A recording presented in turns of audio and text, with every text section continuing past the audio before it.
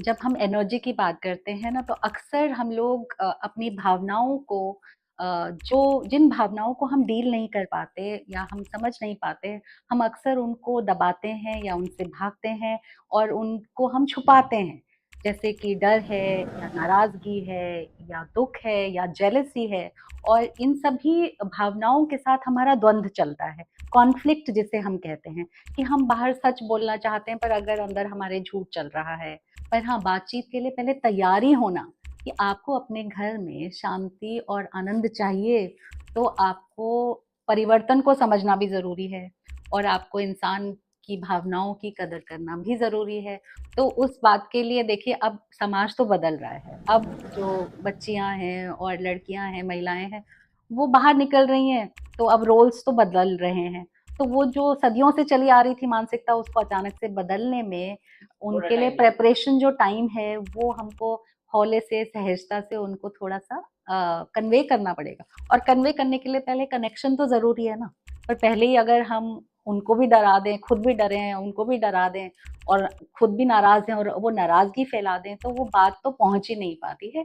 पहले ही वो कॉन्फ्लिक्ट वाली नेगेटिव एनर्जी पहुँच जाती है और वहाँ बात खत्म हो जाती है। नीट का भी एग्ज़ाम क्लियर किया मेडिकल का और इंजीनियरिंग का भी किया। फाइनली उसने इंजीनियरिंग की और वो बच्चा आज बहुत ही सक्सेसफुल है। एक तो ये वाह! बहुत ही अच्छा लगता है जब इस तरह के ये केसेज़ बहुत आते ही हैं। आपका एक प्यारा एक्सपीरियंस है कि जो हाँ, कभी ना भूलने वाला यादगार। जी, एक कपल थे जिनकी बहुत इस तरह की कॉन्फ्लिक्टिंग सिचुएशन थी कि उनकी बात लव मैरिज थी पर 2-3 साल के बाद एक छोटा बेबी आने के बाद भी उनकी जो शादी है वो इस कगार पर पहुँच गई थी कि एक दूसरे पर एलिगेशंस, कोर्ट केस और डिवोर्स तक बात पहुँच गई थी, विमेन्स हेल्थ तक। नमस्कार दोस्तों, जय गुरुजी। कैसे हैं आप सब? आज आपका स्वागत है हमारे इस बुलबुल की महफ़िल यूट्यूब चैनल पर। इसमें हम एक बहुत ही अच्छा पॉडकास्ट लेकर आए हैं, जो कि आपके लिए बहुत काम आने वाला है। हमारे साथ हैं मिस अनीता मिश्रा, जो थैंक कि एक काउंसलर हैं, हीलिंग करती हैं, थेरेपिस्ट हैं और बहुत सारी प्रॉब्लम्स की सॉल्यूशन निकालती हैं। जो कि आपको उनसे बात करके ही पता चल जाएगा कि वो कितनी प्योर सोल है और कितनी पॉजिटिव एनर्जी है। तो सबसे पहले स्वागत है आपका अनीता मिश्रा जी हमारे इस you so podcast much, channel. Thank you so much, thank Anita Mishra ji एक ऐसी शख्सियत है कि जिन्होंने बहुत सारे लोगों के जीवन को चेंज किया है। जैसे कि उनके वैवाहिक जीवन की प्रॉब्लम या बच्चों की काउंसलिंग हो या यंगस्टर की कोई प्रॉब्लम्स हो या बुजुर्गों की कोई प्रॉब्लम हो, तो इनके साथ बात करके ना ऐसा लगता है कि मतलब हम किसी बहुत ही प्योर सोल से बात कर रहे हैं और बड़ी पॉजिटिव एनर्जी आती है। सबसे पहले मैं अनीता जी आपसे पूछना चाहूँगी कि हमारे दर्शकों को आप बताइए कि आपने अपने करियर की जो शुरुआत की, जो आप इस लाइन में आए, वो आपने किस तरह से की? कैसे आपके मन में आया कि मैं इस लाइन को अपनाऊँ? मुझे हमेशा से ही मन और मन किस तरह काम करता है और जीवन दर्शन और रिलेशनशिप्स इन सब में बहुत ज़्यादा इंटरेस्ट था। साइकोलॉजी में बहुत ज़्यादा इंटरेस्ट था। वैसे मेरा बैकग्राउंड साइंस स्टूडेंट थी मैं, पर उसके बाद मुझे लगा कि मुझे और समझने की ज़रूरत है। जैसे-जैसे मैं अपने जीवन में मैंने अपने प्रश्नों को खोजना शुरू किया, अपनी समस्याओं को समझना शुरू किया, अपने समाधान खोजने शुरू किए और ज्ञान समझना शुरू किया। तो मुझे समझ में आया कि ऐसे मुझ जैसे बहुत सारे लोग हैं जिनको इस कॉन्फ्लिक्ट से निकलने के लिए उस रोशनी की और उस उजाले की ज़रूरत होती है, जो मैं भी खोज रही थी और जो क्लैरिटी मुझे चाहिए जो मैंने पाई वो मैं दूसरों के साथ बाँटना चाहती थी। तो ऐसे मैंने साइकोथेरेपी और काउंसलिंग का रास्ता अपनाया और फिर मैंने उसके साथ स्पिरिचुअल टेक्निक्स जो हमारी आध्यात्मिक टेक्निक्स हैं, हमारी एंशिएंट विज़डम टेक्निक्स को भी साइकोलॉजिकल टेक्निक्स के साथ जोड़कर मैंने इंडिविजुअलाइज़्ड कस्टमाइज़्ड मेडिटेशंस और कस्टमाइज़्ड जो है थेरेपी प्लान्स मैं रखती हूँ और ओके, लोगों के साथ शेयर करती हूँ। तो ऐसे मेरी जर्नी चली। बहुत बढ़िया। तो अनीता जी आप थोड़ा-सा बताएँगे कि आप हर किसी को अपनी यात्रा में आगे बढ़ने के लिए कोई एक शख्स या कुछ ऐसे लोग इंस्पायर करते हैं कि लगता है कि हम भी इनके जैसे बने और हम इनकी तरह ही बात करें ताकि लोगों पर हमारा एक अलग ही प्रभाव पड़े और ऐसा कौन-सा शख्स है जो आपको इंस्पायर करते हैं या जिसको आप सुनती हैं और उनको फ़ॉलो करती हैं और शेयर करती हैं लोगों के साथ में कि मुझे भी इस तरीके से लोगों की लाइफ़ को चेंज करना है? तो देखिए जब हम एनर्जी की बात करते हैं ना तो अक्सर हम लोग अपनी भावनाओं को जो जिन भावनाओं को हम डील नहीं कर पाते या हम समझ नहीं पाते, हम अक्सर उनको दबाते हैं या उनसे भागते हैं और उनको हम छुपाते हैं। जैसे कि डर है या नाराज़गी है या दुःख है या जेलसी है और इन सभी भावनाओं के साथ हमारा द्वंद्व चलता है, कॉन्फ्लिक्ट जिसे हम कहते हैं। कि हम बाहर सच बोलना चाहते हैं पर अगर अंदर हमारे झूठ चल रहा है ना? हम कहते हैं कि सच बोलना चाहिए पर अगर हमारे अंदर झूठ बोलने की बहुत ज़्यादा इच्छा हो रही है।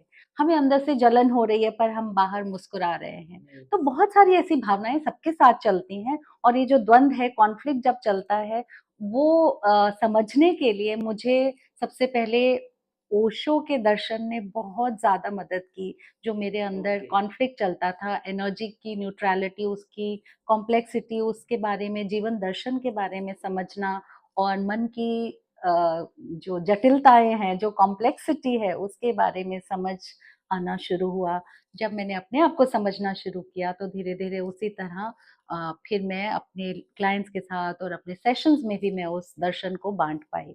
ऐसे ही वाह! सिस्टर शिवानी के दर्शन ने और उनकी जो फ़िलॉसफ़ी है और उनके जो डिमीनर और उनके काम ने मुझे बहुत प्रभावित किया और लाखों लोगों की ज़िंदगियाँ बदलती हुई मुझे दिखती थी और मैं भी जाती थी वहाँ पर तो मुझे लगता था कि मैं भी कुछ ऐसा करूँ कि मेरा भी जीवन सार्थक हो और मैं भी कुछ दे पाऊँ समाज को। तो जो आपने अभी बात कही वो बहुत ही खूबसूरत है क्योंकि सिस्टर शिवानी को तो मैं भी बहुत सुनती हूँ और मुझे भी बहुत अच्छा लगता है जैसे वो लोगों की तुरंत चुटकियों में प्रॉब्लम को सॉल्व कर देती हैं। और दर्शकों आपको पता है कि बहुत सारे लोग मुझे कहते हैं अनीता मिश्रा जी जो हैं सिस्टर शिवानी के जैसी ही लगती हैं। इनका बात करने का तरीका, इनके हाव-भाव, इनकी जो प्योरिटी है, वो बिल्कुल सिंप्लिसिटी है, वो उस तरीके से ही कायम है, जैसे कि उनकी है। बहुत सारे ऐसे और भी लोग हैं, जिनको हम सुनते हैं, लेकिन रूबरू मिलने का मौका हर किसी से नहीं मिल सकता, तो आज हम बड़े अपने आप को भाग्यशाली समझते हैं कि राइट। अनीता जी को सुनने का हमें मौका मिल रहा है। अनीता जी, आपकी लाइफ में कोई ऐसा टर्निंग पॉइंट बताइए, जिसने आपको इस फील्ड में आने के लिए इंस्पिरेशन दी? कि मैं किस तरीके से लोगों की लाइफ को चेंज कर सकती हूँ। कोई ऐसे कुछ वाक़ये हमारे दर्शकों को आप बताइए, कुछ ऐसे लोगों के बारे में, चाहे बिना नाम लिए आप हमें बताइए। देखिए, बहुत सारे वाक़ये ऐसे हुए। मैं पहले एक पीआर मैनेजर की तरह एक फ़र्म में काम करती थी, जहाँ पर पेरेंट्स के साथ और उनके साथ मेरा डिस्कशन और सेमिनार्स और वर्कशॉप्स होते थे। तो फिर मैंने वहाँ पर देखा कि लोग बहुत अपनी चीज़ें शेयर करना चाहते हैं और बहुत जजमेंट में भी बैठते हैं अपने साथ। अपने आप के लिए बहुत ज़्यादा एक ऐसी स्पेस में बैठते हैं कि उनको लगता है कि ये बात हम किसी से शेयर नहीं कर सकते। अपनी भावनाओं के साथ वो जूझ रहे होते हैं, कॉन्फ्लिक्ट्स के साथ चल रहे होते हैं और हर एक के जीवन में कुछ न कुछ ऐसी बातें होती हैं जिनके लिए वो बहुत सीक्रेटिव रहता है और उसको लगता है कि ये बातें मैं हर किसी से नहीं कर सकता। पर वो खुद ही खुद अपने आप उनसे घुटता भी रहता है। तो मैंने ऐसे बहुत सारे लोगों के साथ देखा कि ऐसा होता है और उनको एक ऐसा फ़ोरम और एक ऐसी जगह की ज़रूरत है जहाँ पर वो अपनी बात खुलकर कह सकें, बिना जजमेंट के, बिना किसी बायस के उनको कोई समझ सके और उनको अपने ही अंदर वो समाधान मिल सके। क्योंकि हर एक इंसान का जीवन दर्शन, उसकी समस्याएँ और उसकी अप्रोच अलग होती है और उसका समाधान भी उसी के पास होता है। पर वो chaos और कॉन्फ्लिक्ट में, वो कन्फ्यूज़न में होता है। तो एज़ अ काउंसलर और एज़ अ थेरेपिस्ट हम उसको वो जगह खाली करके उसको खुद उस समाधान को देखने में हेल्प करते हैं। वाओ! है ना? समाधान हमारे पास नहीं होता, यस, पर हम उसकी वो जो कहते हैं ना कि जैसे सारे जो जालें हैं, जो गंदगी है, जो कन्फ्यूज़न है, जो अंधेरा है, उसको हटाकर उसको वहाँ उसको पर अंदर से निकालना देखने में उसकी है। हेल्प करते हैं। बहुत अच्छा। तो जैसे कि वैवाहिक जीवन में आजकल बिल्कुल न्यूलीवैड्स को भी बड़ी सारी प्रॉब्लम आ रही हैं।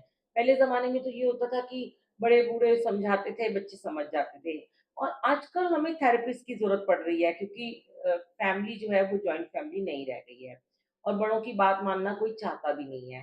तो आपके पास इस तरह के भी केसेज़ आते हैं जो कि चाहे लव मैरिज हो, चाहे अरेंज मैरेजेज़ हो, किस तरह के आपके पास केसेज़ आते हैं जो शादीशुदा ज़िंदगी को अच्छे से खुशहाल बना सकें?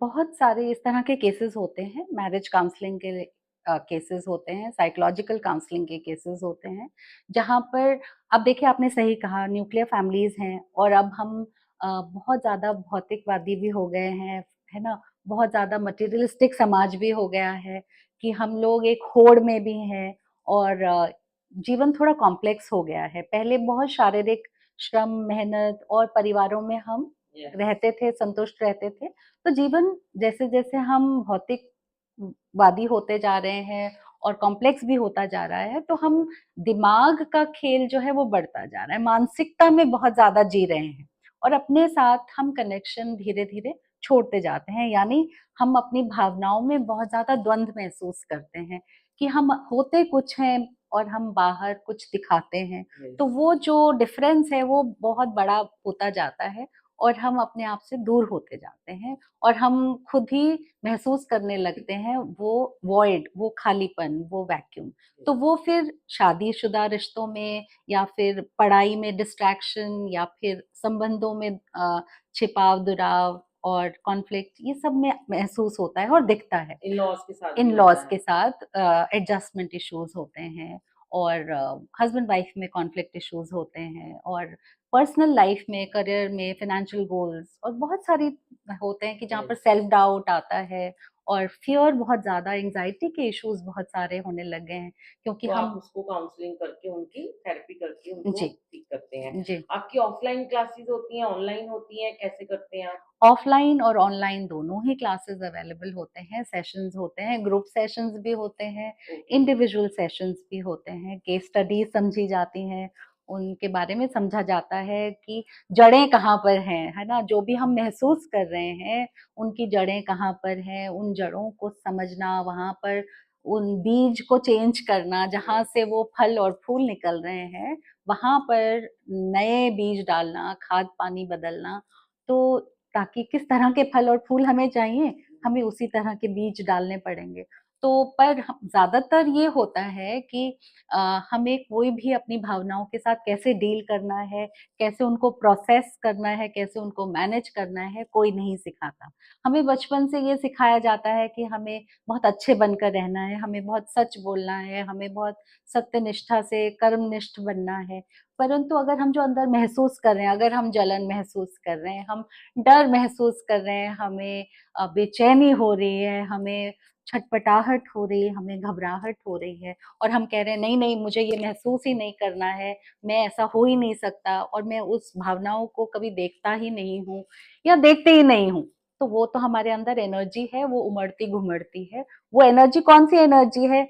जो कि प्रकृति और अस्तित्व ने हमें अपने आप को किसी खतरे से बचने के लिए दी थी।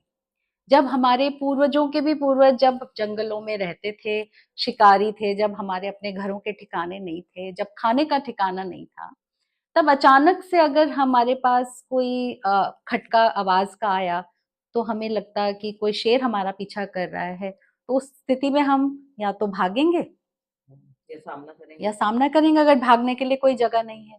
तो वो फाइट एंड फ्लाइट जो हमारे को प्रकृति ने दी थी अपने आप को बचाने के लिए एक डिफेंस मैकेनिज़्म, वो अब हमारे पास फिज़िकैलिटी में शारीरिक रूप से हमारे कोई खतरे नहीं है। देखिए हम अपने एसी घरों में पूरे खाने-पीने के साथ अपने फ्रिज में और राशन हमारे पास ढेर सारा है, ऐसा कोई खतरा नहीं है, हमारी जान को खतरा नहीं।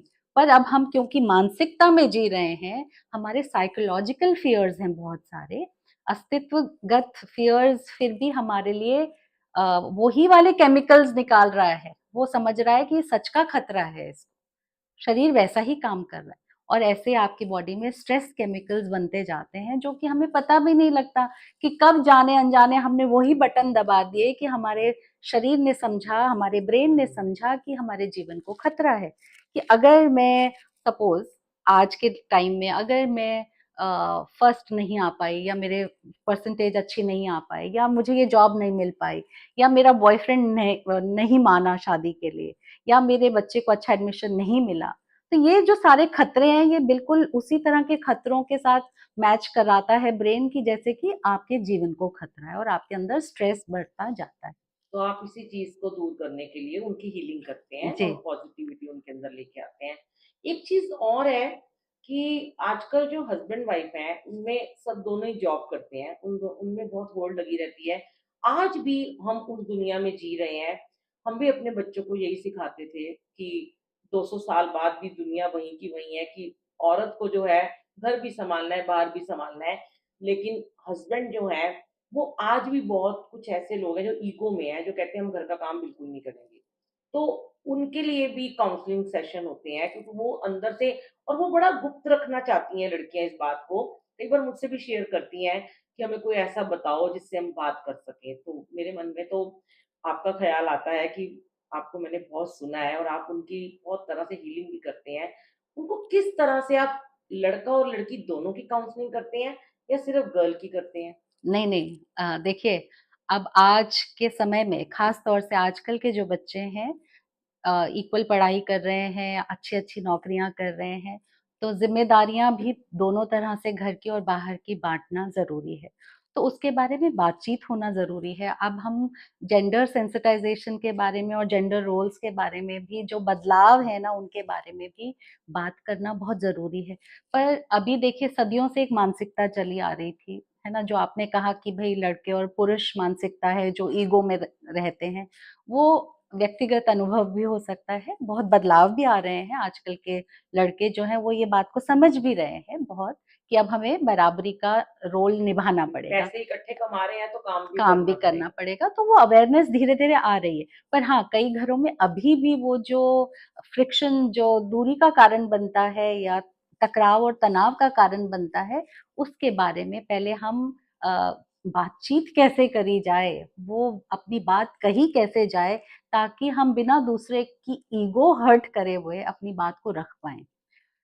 है ना? अग्रेशन नहीं, असर्शन चाहिए, मतलब हमको, अगर हम बहुत दुःख से, नाराज़गी से और डर से हम उस बात से भरे हुए हों कि देखो मुझे ही करना पड़ता है, देखो बराबर हम कमा रहे हैं फिर भी मेरे को ही ज़िम्मेदारी लेनी पड़ती है, बेचारी मैं, और इस तरह से हम वो वाली एनर्जी से हम दूसरे के साथ डील करते हैं, तो हम अपना गुस्सा और अपनी नाराज़गी भी उसको परोसते हैं। अपनी बात से पहले जो है यस, हमारी नाराज़गी और हमारा दुःख पहुँचता है, और कोई भी नाराज़गी और दुःख लेना नहीं चाहता, वो दूर भागता है, क्योंकि उसके भी नाराज़गी और उसके भी दुःख बहुत सारे हैं अंदर। तो उस वो दोनों चीज़ें टकराती हैं। उस केसेज़ में कई बार ऐसा होता है कि अगर बॉय करना भी चाहता है, मेल पर्सन, तो उसके पेरेंट्स नहीं उसको करने देते। वो कहते हैं, "नहीं, ये मेरा बेटा क्यों करेगा? हाँ। ये मेरा बेटा है, इसने तो कभी ज़िंदगी में काम नहीं किया।" यहाँ पे कितने ही लोगों को समझाया जाएगा। देखिए, समझना और समझाना दोनों चीज़ों से बातें होती हैं, समझ में भी आती हैं लोगों को, पर हाँ, बातचीत के लिए पहले तैयारी होना कि आपको अपने घर में शांति और आनंद चाहिए, तो आपको परिवर्तन को समझना भी ज़रूरी है, और आपको इंसान की भावनाओं की कदर करना भी ज़रूरी है। तो उस बात के लिए देखिए, अब समाज तो बदल रहा है। अब जो बच्चियाँ हैं और लड़कियाँ हैं, महिलाएँ हैं, वो बाहर निकल रही हैं, तो अब रोल्स तो बदल रहे हैं। तो वो जो सदियों से चली आ रही थी मानसिकता, उसको अचानक से बदलने में थोड़ा उनके लिए टाइम लगेगा। प्रिपरेशन जो टाइम है, वो हमको हौले से, सहजता से उनको थोड़ा-सा कन्वे करना पड़ेगा, और कन्वे करने के लिए पहले कनेक्शन तो ज़रूरी है ना। पर पहले ही अगर हम उनको भी डरा दें, खुद भी डरे हैं, उनको भी डरा दें और खुद भी नाराज़ हैं और वो नाराज़गी फैला दें, तो वो बात तो पहुँच ही नहीं पाती है। पहले ही वो कॉन्फ्लिक्ट वाली नेगेटिव एनर्जी पहुँच जाती है और वहाँ बात खत्म हो जाती है।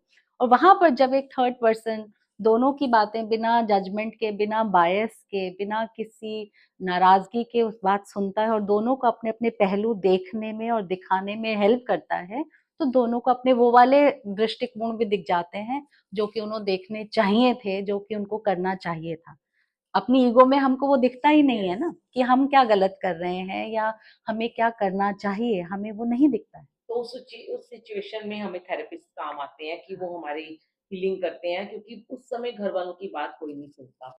अनीता जी, थेरेपिस्ट होने के नाते आपके लिए सबसे रिवॉर्डिंग या एक यादगार एक्सपीरियंस कौन-सा है, जिस आपकी वजह से उसकी लाइफ में चेंज आया या उसको एक नया जीवन मिला? वो प्लीज़ दर्शकों के साथ शेयर कीजिए।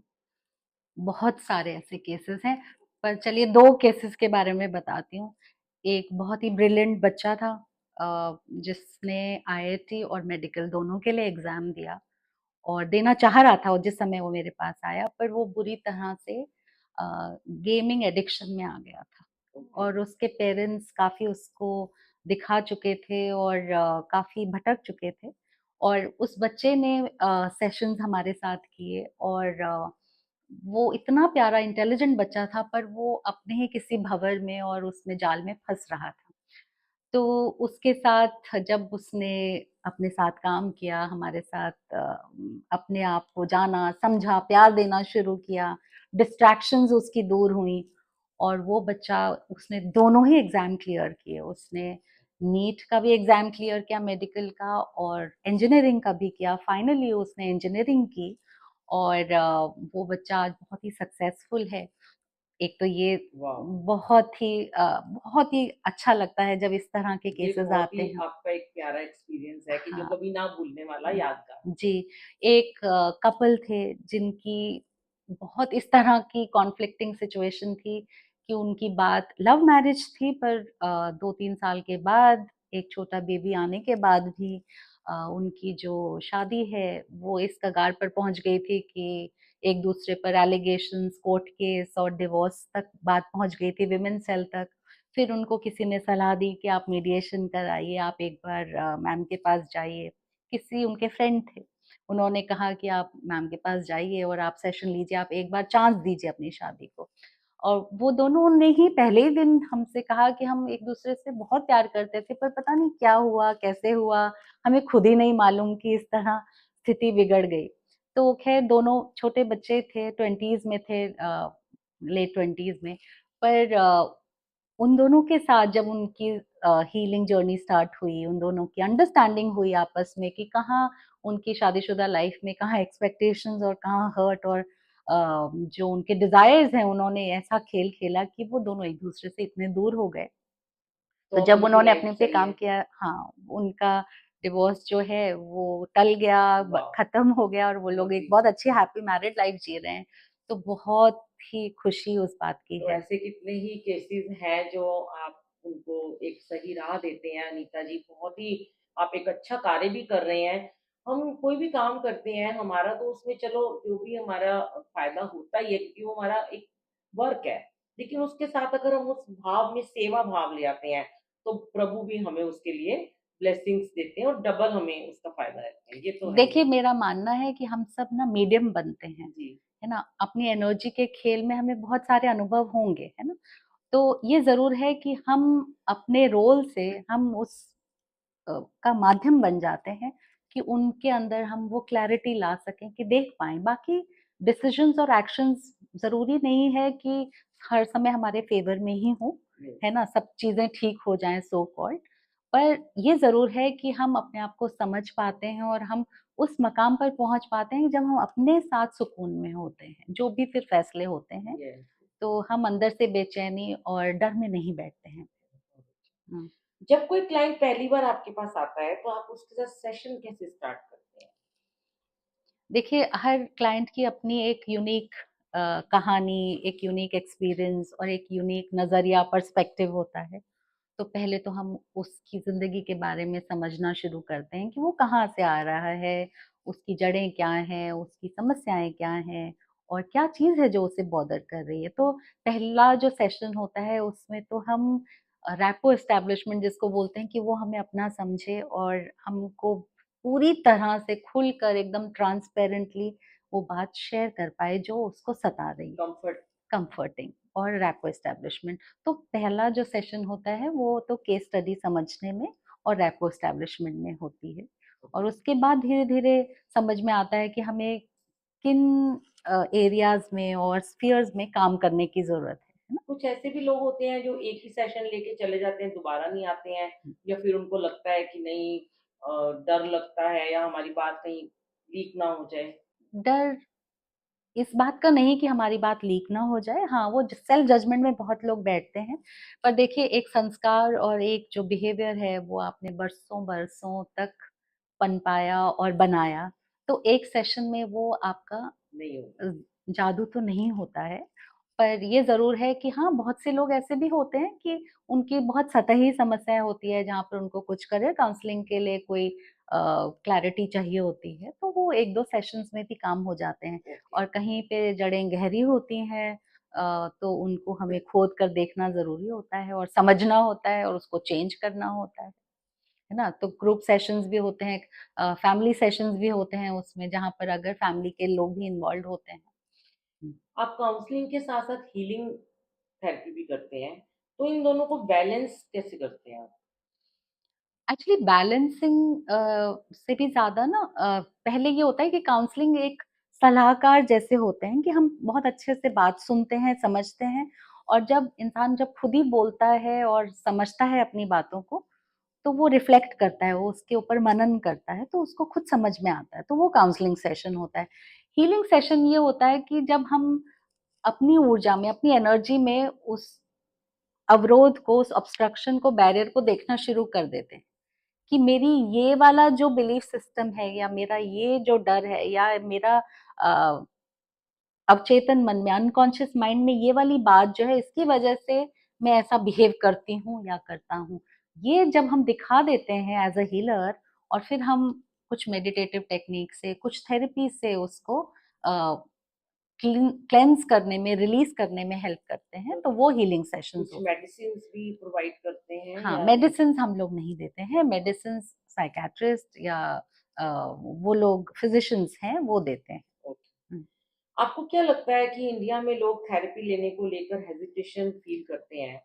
तो और बाहर यूएस वगैरह में जैसे ये चीज़ों को एक बहुत ही अपने जीवन का एक इसको पार्ट समझते हैं कि ज़रूरी है, चाहे वो छोटा बच्चा है, चाहे वो यंगस्टर है, चाहे वो मैरिड है, उसको थेरेपी लेने में कोई प्रॉब्लम नहीं है, उसको कोई संकोच नहीं है। पर इंडिया में जो है लोगों को बहुत संकोच है अभी भी, और वो बताते भी नहीं हैं और कई बार छुप-छुप के लेते हैं, तो अभी ये चीज़ को कैसे हम इसको दूर कर सकते हैं? जी, इंडिया में अभी बहुत टैबू है और बहुत जजमेंट है इस बात को लेके। मैं तो एक सिंपल बात ये समझती हूँ कि देखिए, अगर हाथ में दर्द हो रहा है, पैर में दर्द हो रहा है, हार्ट में प्रॉब्लम है, किडनी में है प्रॉब्लम, लिवर में प्रॉब्लम, तो हम स्पेशलिस्ट को दिखाते हैं। हमारा मन जो है, हमारा ब्रेन है, सबसे कॉम्प्लेक्स ऑर्गन है हमारी बॉडी का, ठीक है? अब ये मन कैसे काम करता है, अगर हम आईआईटी के लिए पढ़ते हैं, हम मेडिकल के लिए पढ़ते हैं, हम कोचिंग लेते हैं, हम इसलिए नहीं लेते हैं कि हम बुद्धू हैं या हम बेवकूफ़ हैं या हमें समझ में नहीं आता, हम इसलिए लेते हैं कि वो सुपर स्पेशलाइज़ेशन है, हमें आईआईटी का एग्ज़ाम क्रैक करना है या हमें लॉ का एग्ज़ाम क्रैक करना है, तो हम उसको समझने के लिए कोचिंग लेते हैं। तो फेल हो जाते हैं फिर भी बार-बार जाते हैं जाते वहाँ। हैं ना, उसी तरह से ब्रेन तो हमारी बॉडी का सबसे इम्पोर्टेंट एस्पेक्ट है, और मन जो है वो ब्रेन पूरा एक्शन में है, उसको हम मन बोलते हैं, माइंड यस। बोलते हैं।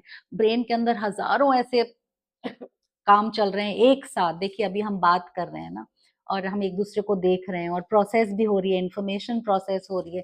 बैक ऑफ माइंड कोई दिमाग में 50 काम भी चल रहे होंगे जो हुँ, आगे-पीछे करने हैं। यस, तो ये सारे काम पैरेलल चल रहे हैं, और ये जो कॉम्प्लेक्सिटी है, इसको समझना अगर हमें नहीं समझ में आ रहा, जो हमारे जीवन में हो रहा है, जिससे हम संतुष्ट नहीं हैं, तो उसके लिए अगर किसी मन स्पेशलिस्ट की मन अशांत है, तो स्पेशलिस्ट की हेल्प लेना, उसके लिए जो हमारे जजमेंट्स हैं, उसको हमें समझना पड़ेगा, कि उसको स्वीकार करना पड़ेगा कि उसमें कोई बुराई नहीं कोई है, बुराई नहीं है। है ना? हमारे दर्शकों, आप सुन रहे हैं कि अगर आपको ऐसी कोई थेरेपी लेने की ज़रूरत है, तो आप कभी भी हिचकिचाएँ नहीं, क्योंकि मेंटल हमारा जो स्ट्रेस है ना, वो बहुत ज़रूरी है ठीक होना।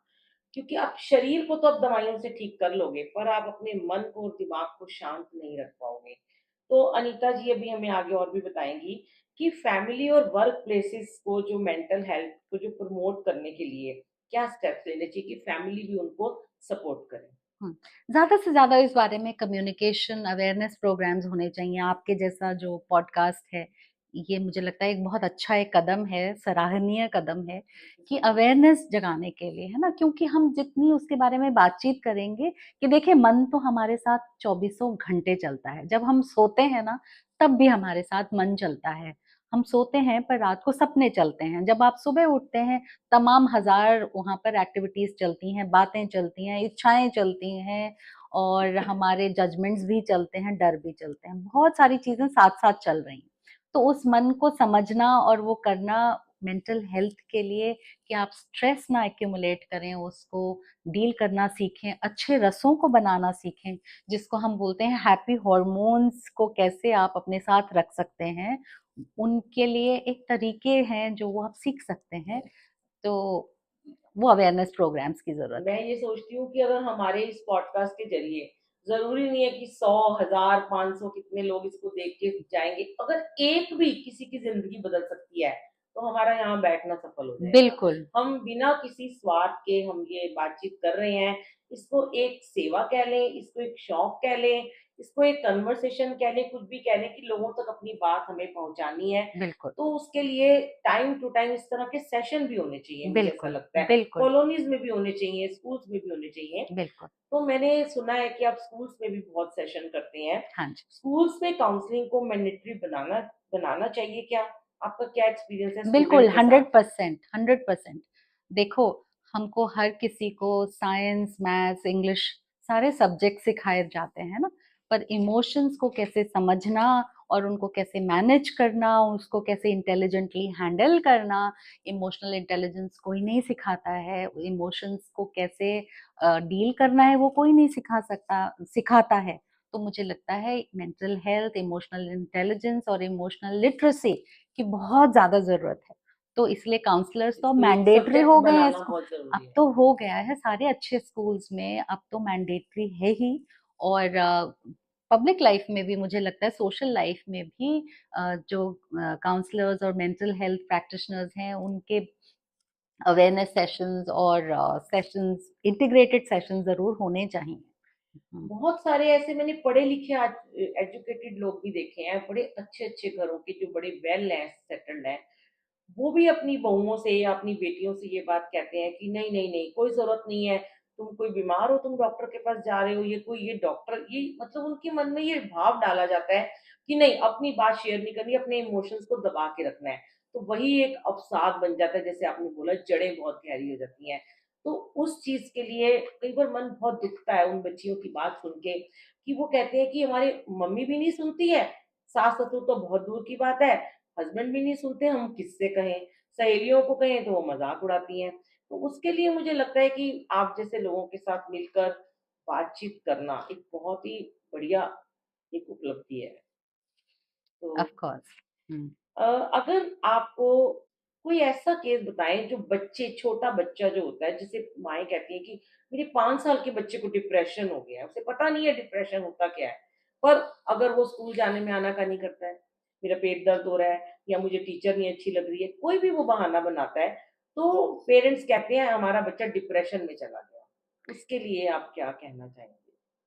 देखो, ये जो शब्द है ना, डिप्रेशन, एंग्ज़ायटी और हाइपर एक्टिव, ये हम बहुत लूज़ली आजकल यूज़ कर रहे हैं और बेचैनी और डर भी हमको आजकल समाज में बहुत बिखरे हुए दिखते हैं।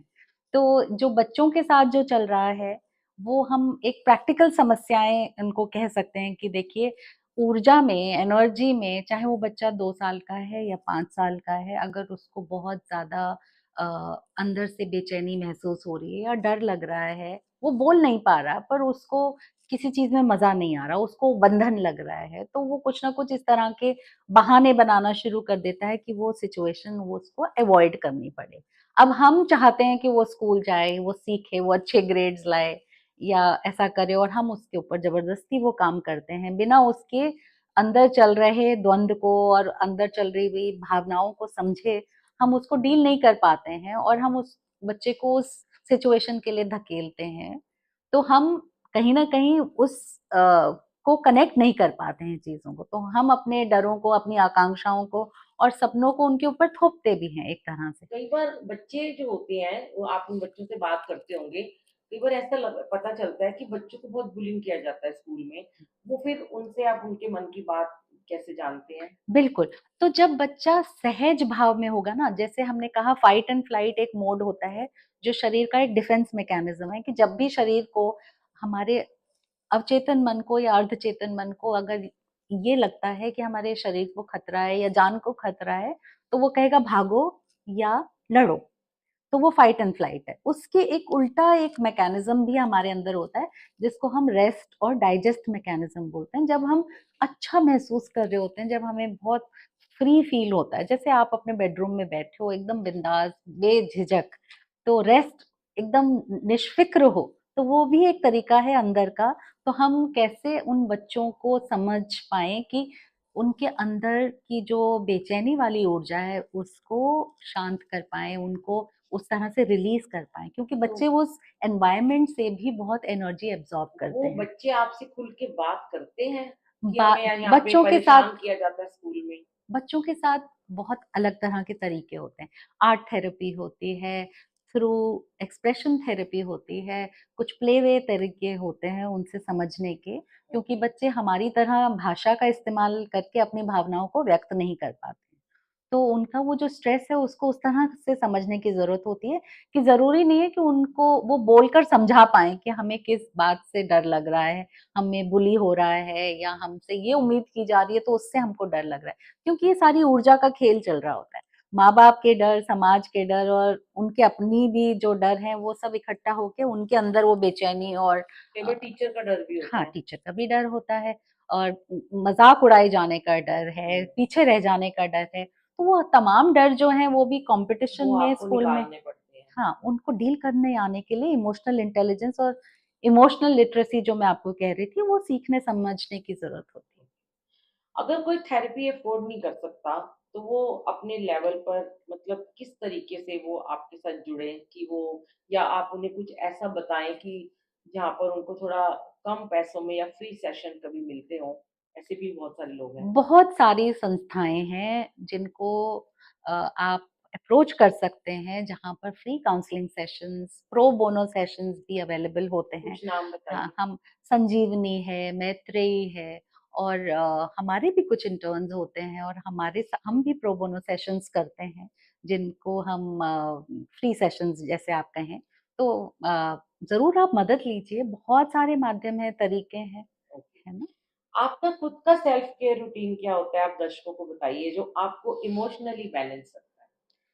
इमोशनली बैलेंस्ड मुझे जो चीज़ रखती है वो है अपने साथ रोज़ आधा घंटा ज़रूर बैठना, उसमें जर्नलिंग करना, कॉन्टेम्पलेशन करना, मंथन और मनन और अपनी ऊर्जा में उन भावों को रिलीज़ करना और लेट गो कर देना जो मुझे अब सर्व नहीं कर रही हैं और अपने लिए मेडिटेशन ज़रूर से करना। वॉक। वॉक तो फिज़िकल एक्सरसाइज़ का पार्ट है, वो भी ज़रूर है और प्राणायाम, 15 मिनट का प्राणायाम जिसमें भ्रामरी और अनुलोम-विलोम प्राणायाम और 2-3 और भस्त्रिका और इस तरह के प्राणायाम हैं, जो कि हमारे ब्रेन को ऑक्सीजनेटेड रखती हैं और हमारे को क्लैरिटी के साथ सोचने में हमारी हेल्प करती हैं। आप तो रेगुलर करते हैं ये सब? प्राणायाम रेगुलर करती हूँ, मेडिटेशन रेगुलर करती हूँ और जर्नलिंग रेगुलर करती हूँ, रिलीज़िंग रेगुलर करती हूँ, जिसको हम कहते हैं कि अपने अंदर अपनी ऊर्जा को देखना और उसमें से जो नहीं चाहिए उसको स्वाहा करना यस, और निकालना। ग्रैटिट्यूड करना। यस। और ग्रैटिट्यूड करना, ये भी मेरी सेल्फ केयर रूटीन का रोज़ का हिस्सा है। ग्रैटिट्यूड से बड़ा कोई एटीट्यूड नहीं है, जो आप अपने साथ रोज़ लेकर चलते हैं, जिससे आपका मन और तन दोनों हल्का रहता तभी आप इतने खूबसूरत और इतनी है। प्योर ओह! सोल जैसे लगते थैंक हैं। यू। अनीता जी, आप इस काउंसलिंग के फ्यूचर को, थेरेपी के फ्यूचर को, हीलिंग के फ्यूचर को इंडिया में कहाँ देखते हैं? आने वाले समय में तो मुझे लगता है कि बहुत ज़्यादा इसका फ्यूचर है, क्योंकि हर किसी को अपनी मानसिकता में क्लैरिटी के लिए ज़रूरत पड़ेगी और बहुत ही ब्राइट इसका मुझे फ्यूचर दिखता है। तो जो यूथ है, यूथ को आप क्या कहना चाहेंगे कि उनको इस लाइन में आना चाहिए, उनको यही लाइन अपनानी चाहिए कि ये बिल्कुल हटके भी है और इससे लोगों को फ़ायदा भी मिलेगा और उनको ज़्यादा मुश्किलों का सामना मुझे लगता है नहीं करना पड़ेगा या करना पड़ेगा? देखिए, अगर आप लोगों के साथ जुड़ना, उनके साथ काम करना पसंद करते हैं, तो ज़रूर आपको ये फ़ील्ड लेना चाहिए। But at the same time ये भी बात है कि क्विक रिज़ल्ट्स इसमें नहीं मिलते हैं और आपको पेशेंस लगे लगता है। रहना पड़ेगा। आपको अपने साथ बहुत काम करना पड़ेगा, क्योंकि ये बहुत ही बारीक काम है और बहुत ही महीन काम है, जिसमें लगातार आप अपने साथ भी आपको कार्य करते रहना पड़ेगा। तो ज़रूर लें, ये प्रोफ़ेशन जो है आगे चलकर तो बहुत ही ज़्यादा इसकी डिमांड होने वाली है। और क्योंकि आप देखिए, जैसे आर्टिफ़िशियल इंटेलिजेंस बहुत ज़्यादा आ गई है। आज भी अगर आपने न्यूज़पेपर पढ़ा होगा तो लोग सेल्फ हार्म और जो चैटबॉट्स हैं, रोबोट्स के साथ इंटरैक्ट करते हैं, क्योंकि पर्सनल कनेक्शन लोगों का ख़त्म हो गया है। तो नॉन जजमेंटल अनबायस्ड हियरिंग जिसको कहें, कि कोई हमें पूरी तरह से सुने, बिना बिना कोई हमारे लिए निर्णय लिए हुए, तो ऐसे लोग ही नहीं हैं। तो एक सुनने की क्षमता, बिना कुछ अंदरूनी अपने उद्गार निकालते हुए आप किसी को सुन पाएँ पूरी तरह से, उस क्षमता के लिए पहले आपको खुद खाली होना पड़ेगा, तो ये ज़रूर इस करें। प्रोफ़ेशन में मुझे ऐसे लगता है कि हमें पहले एक अच्छा श्रोता बनना पड़ेगा वक्ता से पहले, तभी बिल्कुल, हम इस प्रोफ़ेशन में आ सकते हैं। बिल्कुल, बिल्कुल। इनफैक्ट काउंसलिंग में तो आधे से ज़्यादा काम केवल सुनने का ही है। पूरी तरह से अगर आप किसी के लिए सुन पाएँ, सलाह तो देनी ही नहीं है। हाँ, उसका लिटरल अर्थ सलाहकार है, पर वो सलाह देना नहीं होता है काउंसलिंग का मतलब। ओके। काउंसलिंग का मतलब तो केवल इतना है कि अगर मेरी कोई समस्या है और आप काउंसलर हैं, तो आप मुझे पूरी तरह से सुनें, क्योंकि जब मैं पूरी तरह से अपनी बात बोल दूँगी, तो मुझे वो दिख जाएगा, समझ आ जाएगा कि मैं कहाँ पर हो सकता है मेरा समाधान है। यस। जैसे कि मैंने अभी आपकी सारी बातें सुनी और मुझे ऐसा लगता है कि ये बहुत आसान नहीं है ये राह जो आपने चुनी है।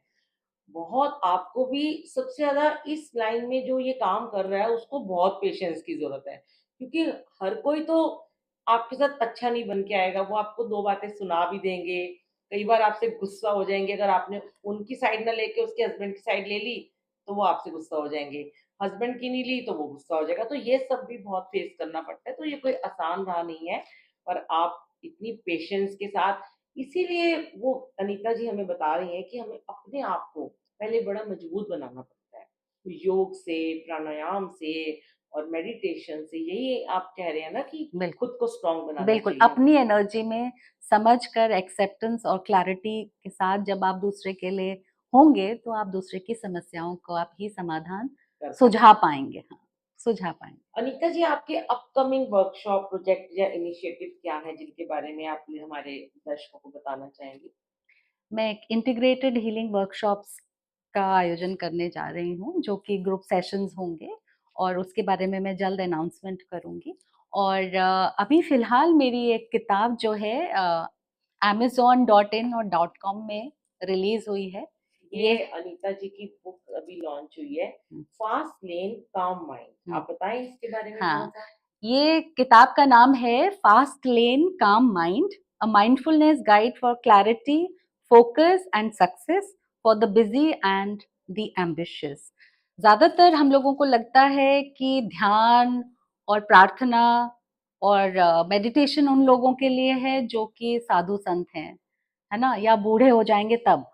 पर आप अपने गोल्स को चेज़ करते हुए, गोल्स को पाते हुए और अपने रोल्स को निभाते हुए कैसे खुश और क्लियर रह सकते हैं अंदर, उसी के लिए ये गाइड है, जो कि मेरे, समझ लीजिए, पूरी प्रैक्टिस और जीवन भर का निचोड़ है, जो कि मैंने इस किताब के ज़रिए बाँटने की कोशिश की है। वाओ! ब्यूटीफुल। तो amazon.in और .com दोनों में अवेलेबल है ये किताब। ये अनीता मिश्रा जी के नाम से है ये बुक और मैं भी ज़रा इसको ज़रूर पढ़ूँगी।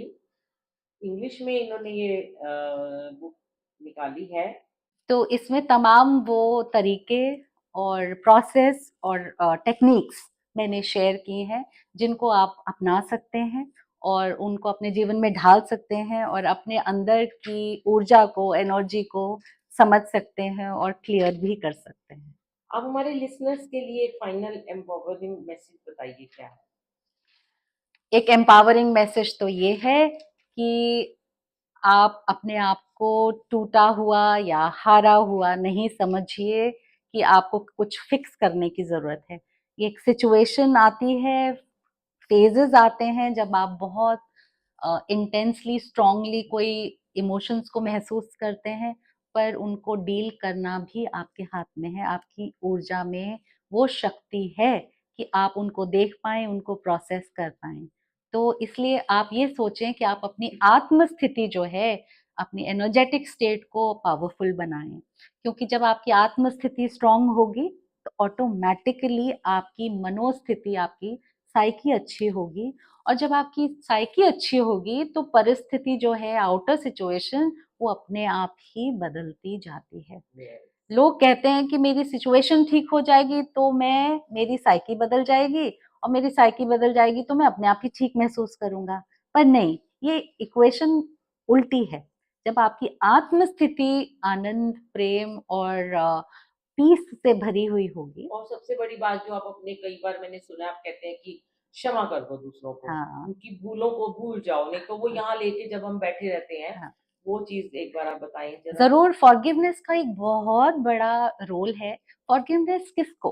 क्योंकि हम अपने मन में जब लेकर बैठते हैं कि किसी ने XYZ ABC इंसान ने मेरे साथ ये किया, इसलिए मैं ऐसा महसूस कर रहा हूँ या कर रही हूँ, तो हम अपने मन की चाबी जो है, खुशी की चाबी, दूसरे को थमा देते हैं कि जब दूसरा अपना बिहेवियर या कैरेक्टर या अपना रोल ठीक करेगा तब मैं ठीक होऊंगा या होंगी। तो आप समझिए कि चाहे वो कुछ भी बोल रहा है, कुछ भी कर रहा है, कितना भी बुरा कर रहा है, पर आपके अंदर उसका क्या जो प्रभाव हो रहा है, वो जो रिएक्शन है, वो आपके अंदर से आ रहा है। तो उस पर आपका वश है, आपका कंट्रोल है, दूसरे पर नहीं है। नहीं है, तो जब आप खुद को अपना ठीक कर लें। अपना रिस्पॉन्स आप उसके प्रति चेंज कर देते हैं, तब आप अपनी ऊर्जा में, अपनी एनर्जी में उसको बैलेंस भी कर पाते हो। और फिर उसके बाद आप अपने रोल में उसको भी कन्वे कर पाते हो कि देखो, आपका ये जो बिहेवियर है या आपकी ये जो बात है, ये मुझे ठीक नहीं लगती।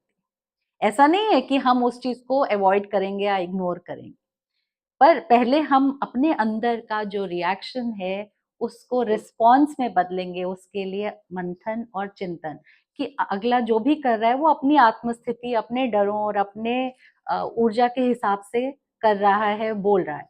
मेरे अंदर उसका क्या प्रभाव पड़ रहा है और मैं उसको कैसे प्रोसेस कर रही हूँ, इंटरप्रेट कर रही हूँ, वो मेरा रिएक्शन और मेरा बिहेवियर बनेगा। तो वो मेरे हाथ में है। वो चाबी मैं दूसरे को क्यों सौंपूं? तो मेरे आनंद की, मेरे शांति की और मेरी क्लैरिटी की चाबी जो है मेरे अंदर है। मेरे हाथ। तो आत्म स्थिति बदले तो अपने आप ही मनोस्थिति बदलेगी बदलेगी और फिर परिस्थिति। परिस्थिति। बहुत बढ़िया, बहुत ही अच्छा आपने ये एक उदाहरण दिया है। अनीता जी, आपने इस पॉडकास्ट में इतनी अच्छी जानकारी दी है सबको कि मुझे लगता है कि मुझे ऐसा लगता है कि अनीता जी को शायद बार-बार लोग सुनना चाहेंगे कि ऐसी चीज़ें जो हमें पॉजिटिविटी देती हैं, नेगेटिव चीज़ों को हमारे माइंड से दूर करती हैं, हमें हमेशा ही अच्छा लगता है सुनने में। और दोस्तों, हेल्प लेना एक वीकनेस नहीं है कि आप, बल्कि आपकी स्ट्रेंथ का एक सिंबल होता है। तो और इसको ज़रूर हेल्प लीजिए अगर आपको ज़रूरत है, अपने माइंड को शांत करने के लिए। तो आप इनकी वेबसाइट पे जा सकते हैं, इनका इंस्टाग्राम पेज है, फेसबुक है, हम आपको सारा डिस्क्रिप्शन में इनका दे देंगे। और एक और राज की बात बताती हूँ मैं आपको कि हमारी अनीता जी बहुत ही प्यारी एक सिंगर हैं, इनके पूरी फैमिली सिंगर है, इनके हस्बैंड सिंगर है, इनकी डॉटर भी सिंगर है। तो ये बड़ी छुपा रुस्तम है, ये बहुत सारे स्टेज शो भी कर चुकी हैं और कई बार इन्होंने एंकरिंग भी की है। तो इनकी मीठी-मीठी आवाज़ में एक बहुत ही प्यारा छोटा-सा एक सॉन्ग सुनते हैं, जो हमारे इस पूरे पॉडकास्ट को एक सुपर एनर्जी देगा। तो वैसे तो वो सॉन्ग जो है, वो मेरे दिल के बहुत करीब है। तुझसे नाराज़ नहीं ज़िंदगी हैरान हूँ मैं। उस ये वाला सॉन्ग जो सुनाने के बाद आप अपनी मर्ज़ी की 2 लाइन और सुना देना। तुझसे नाराज नहीं जिंदगी हैरान हूँ मैं, हूँ हैरान हूँ मैं, तेरे मासूम सवालों से परेशान हूँ मैं। ओ परेशान हूँ मैं।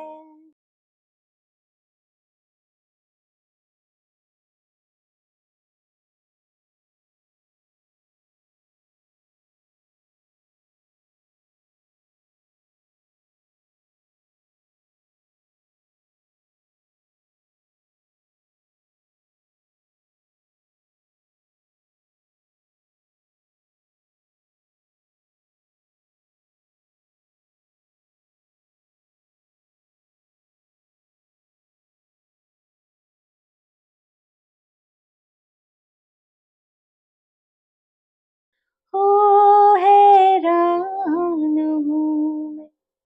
हमारे बिछड़े हुओं की याद दिलाता है ये। कई बार हमारे जीवन में ऐसे-ऐसे पल आ जाते हैं कि सच में लगता है कि जीने के लिए सोचा ही नहीं, कर्ज उतारने होंगे। वाक़ई में बहुत सही है ये। तो चलिए थोड़ा इमोशनल हो गए हैं और एक थोड़ा-सा खुशी वाला भी एक लाइन सुना दीजिए। देखो बुलबुल जी, ज़िंदगी है ना, अ, बहुत सारी हज़ार चीज़ें चल रही हैं हमारे साथ। कार्मिक इम्प्रिंट्स चल रहे हैं, प्रेज़ेंट के एक्सपीरियंसेस चल रहे हैं। उनको अपने साथ बर्डन की तरह नहीं लेना, बस आज इस पल में पूरी तरह से जीते जाना। क्योंकि आगे भी जाने न तू, पीछे भी जाने न तू, जो भी है बस यही एक पल है। तो माइंडफुलनेस में हम यही सिखाते हैं कि जो भी है बस इस मिनट की कहानी है, इस पल की कहानी, यस। बाकी सब तो किस्से हैं। आने वाला पल जाने वाला है। जो कल था वो अब नहीं है, नहीं, आने वाला अभी आया नहीं है। आज को जी लो। हो सके तो उसमें जिंदगी बिता दो, पल जो ही जाने वाला है। ओ हो, आने वाला पल जाने वाला है। एक बार वक्त से लम्हा गिरा कहीं, वहां दास्तां मिली, लम्हा कहीं नहीं। हम उसको एनर्जी में जीते हैं, हम बार बार पास्ट के एक्सपीरियंसेस को अपनी भावनाओं में जीते हैं, पर अब वो केवल कहानी है, वहां पर वो लम्हा नहीं है। एनर्जी आज में हम जी रहे हैं उसको। Yes, beautiful. वहां दास्तां मिली, लम्हा कहीं नहीं, हो सके तो उसमें जिंदगी बिता दो, पल ये भी जाने वाला है। क्या बात ओ हो, आने वाला पल जाने वाला है, आने वाला पल। ब्यूटीफुल, बहुत ही सुंदर, इतनी सुंदर आपको आवाज़ बख्शी है भगवान ने। और हम आने वाले टाइम में सोचते हैं कि एक म्यूज़िकल सेशन भी ज़रूर नीता जी के साथ हम पॉडकास्ट में लेके आएँगे। मैं थोड़ी इमोशनल हूँ, मुझे ना लोगों की बातों से जैसे हम कोई भी शेयरिंग करते हैं, तो मुझे वो याद आ जाती हैं बातें जो लोग मेरे से शेयर करते हैं।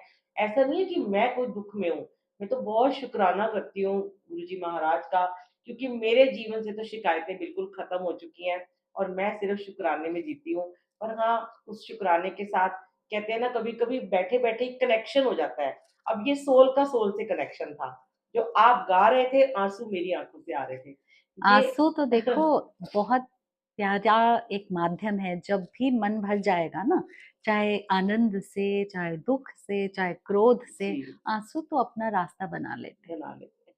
Thank you so much Anita ji, आपने इस पॉडकास्ट में आके हमारे दर्शकों को इतनी सुंदर जानकारी दी। दोस्तों, ये बुलबुल की महफ़िल हमारा जो चैनल है, आप इसको ज़रूर देखिएगा, सब्सक्राइब कीजिएगा, शेयर कीजिएगा। मिलेंगे दोबारा आपके साथ। थैंक धन्यवाद। यू।